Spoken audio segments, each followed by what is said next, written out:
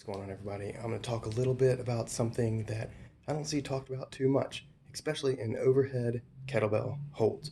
So let's get it overhead. All right, now I'm going to line me up pretty good. Here is what we want to feel, okay? So now notice where the kettlebell is, all right? Here's what I see a lot of. There, okay. That is what we want to focus on to have not to happen. So what that is internal rotation of your shoulder overhead. That means I have 52 pounds of weight sitting right above my head. So there's two things that can happen. Either my tricep gets out, bam, or I lose it inside. What do you think is going to happen? You're going to hurt your shoulder pretty badly. So I'm going to get it up. And straight ahead, you should see a little bit of the kettlebell kind of to both sides, okay? So I've slightly turned my elbow. I'm basically trying to show people my armpit. There it is, there it is. So I don't train with mirrors, but I don't let this happen. I know what that feels like. That's what someone holding a bar, okay? Let the kettlebell be right about there, okay? So as it drops down, it's in your rack position. Right back up, okay? I'm trying to be stable. You can see that that's not right over my head. There you go. You can see it's not right over my head. There's a little bit of the bell on each side. All right. Anyway, so what you can do, let me set that down, is what you can do is when we're overhead, we want to work on trying to get external rotation in the shoulder in as much area as we can. Now notice I'm not turning my wrist, I'm moving at the shoulder. So this is also engaging the lat a little bit.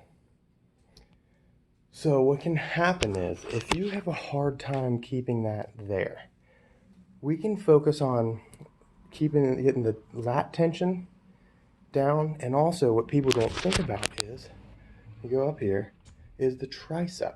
Remember, triceps connected to the upper arm and back towards the shoulder blade, okay?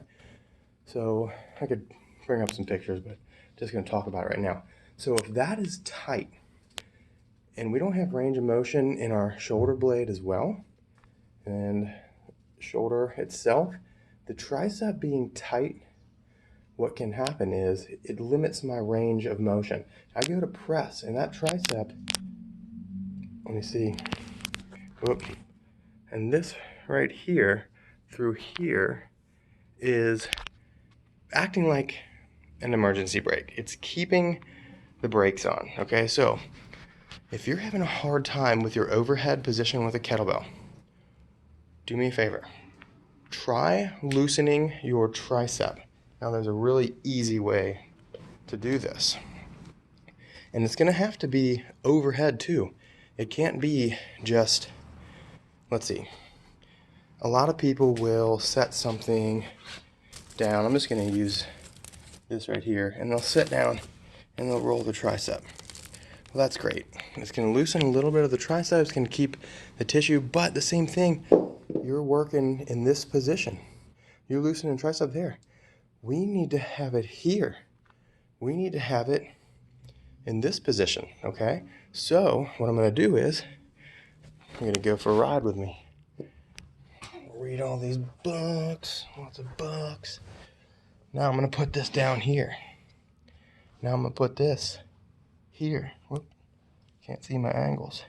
I'm going to put this here. Oh, ooh, ooh, ooh, it's tight. So tight.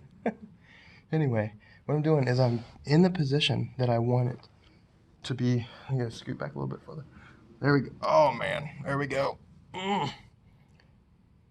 So sometimes, especially during kettlebell jerks, you can work on that a little bit, but sometimes, especially during kettlebell jerks, it takes a lot of tricep work, and triceps get tight, and some people actually can lose, they get numbness in the hands from the ulnar nerve being compressed. You gotta think about the radial and ulnar nerve that are going down through your upper arm. If your bicep, tricep, brachialis, if all those muscles, coracobrachialis, if they're all tight, okay, and they're staying really, really tight, what can happen is they can basically be tight down on those nerves. And then couple that with having a kettlebell right there. See that red spot? That's where my handle was going right there. It can basically cut off some circulation. So if you're feeling any numbness or anything like that, stop right there and figure out why. Is it in, are you overdoing it? Are you holding too long? Is your tissue incredibly too tight?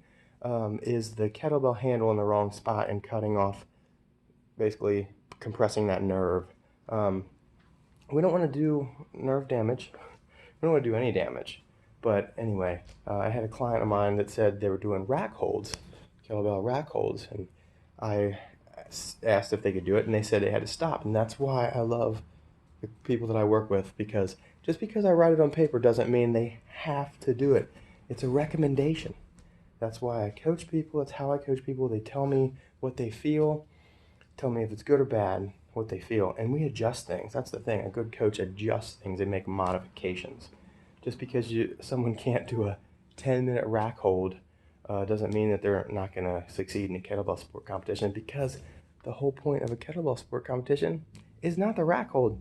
It is to accumulate repetitions.